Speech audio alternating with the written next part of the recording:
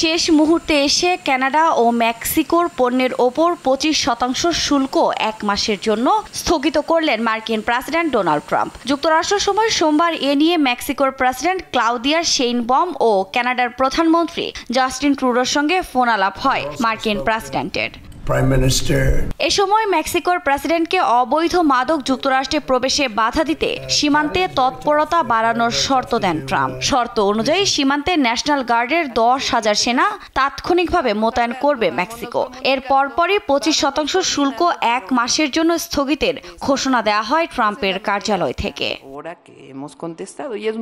একইভাবে যুক্তরাষ্ট্রের ফেন্টানেল সরবরাহ আটকাতে কানাডার সীমান্তে নতুন প্রযুক্তি এবং লোকবল নিয়োজিত করবেন এমন শর্তে দেশটির ওপরও আরোপিত কর 1 মাসের জন্য স্থগিত করা হয়। সামাজিক যোগাযোগ মাধ্যমে এ নিয়ে ট্রুডোর পোস্টের পর বিষয়টি নিশ্চিত করেন মার্কিন প্রেসিডেন্টও। কানাডা আমাদের সাথে ভালো আচরণ করে না। আমেরিকান ব্যাংকগুলো কানাডায় ব্যবসা করতে গেলে অনুমতি দেওয়া হয় না। এমন অনেক বিষয়ের মধ্যে একটি যা আমরা আলোচনা করছি। এ সময় শুল্ক নিয়ে চীনা প্রেসিডেন্ট শির সঙ্গে আলোচনার পরিকল্পনার কথা জানান ট্রাম্প। চীনের সাথে আমাদের কিছু ভালো বৈঠক হবে। আমাদের বৈঠকের পরিকল্পনা আছে।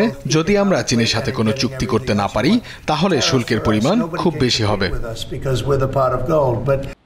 ওয়াশিংটনের শুল্ক নিয়ে সিদ্ধান্তের প্রভাব এরই মধ্যে বিশ্ববাজারে দেখা যাচ্ছে।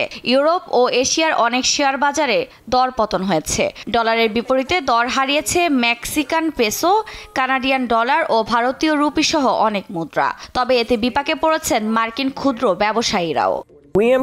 আমি মনে করি এটি সার্বিকভাবে ক্ষতিকারক হবে। অনেক দরিদ্র মানুষ মনে করেন যে ট্রাম্পই সমাধান, কিন্তু তারা শীঘ্রই বুঝতে পারবে তাদের ধারণা ভুল।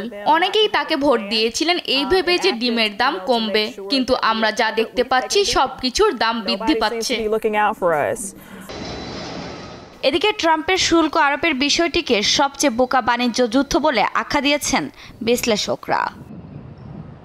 আফরিন মৌ, নিউজ ডেস্ক, দেশ টিভি।